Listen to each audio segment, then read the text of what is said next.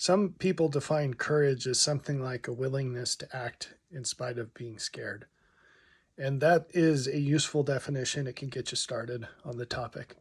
But courage can go much further than this.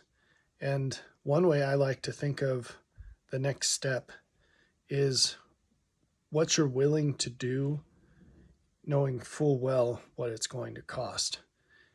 Informed fearlessness is what I call this. And a lot of times in life, you'll face these moments where you get to decide.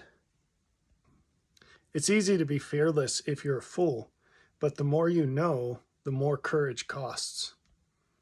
Most of what we call courage is really just stupidity in disguise. If you don't know what something costs, it's easy to be courageous. Jesus gives us a wonderful example. In fact, the apogee of what courage is. What he did, knowing full well what it was going to cost. And many times in life, we'll find ourselves in situations where we get to make similar decisions, at least in kind, if very different in scope.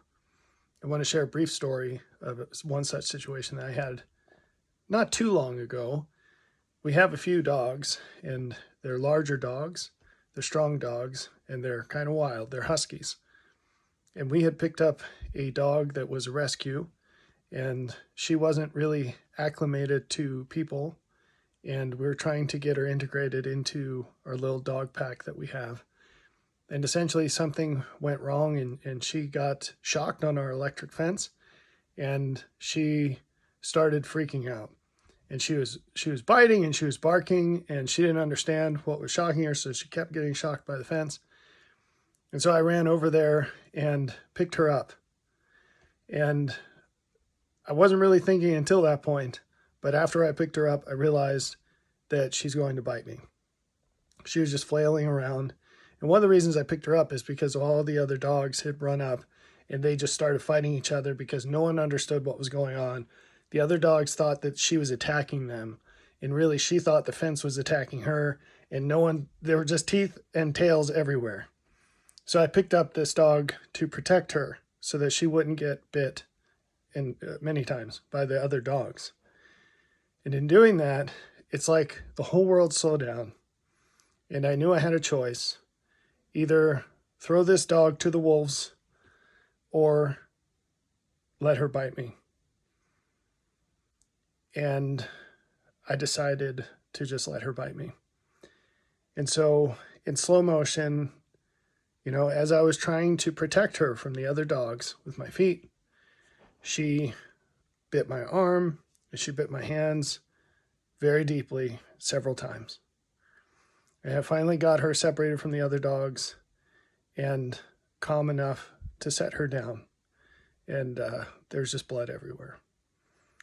And so I stayed calm. I had my wife help me get patched up. And now, sometime later, I'm all healed up. But I want to show you, if the camera will show you the detail. I was just holding the phone, so it's a little... Do you see in this right here? Do you see that? There's a line right here. That was a hole. And it's just one of many that were on my hand. But in the middle of the hole, there's a black dot. I don't know if you can see that. That was a gaping hole, and we managed to get it shut, and it healed back. But as it was healing, I noticed that there was a hard, almost like pin in the middle of that, straight into my palm. And the dog had bit me on either side of my hand. And I didn't leave it open enough to see, for long enough to see if there's a hole straight through. I don't think there was. I don't want to stretch that too much, but there's a piece of hard, it almost feels like a fingernail. It's about that long.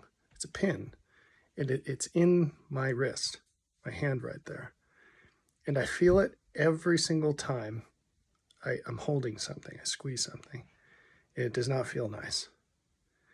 And of course, it makes me think of the Lord. In Isaiah, he says, I've graven thee in the palms of my hands.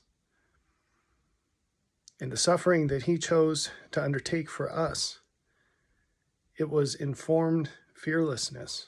He chose to continue as he knew, as it dawned on him, as it was revealed to him, what that would cost.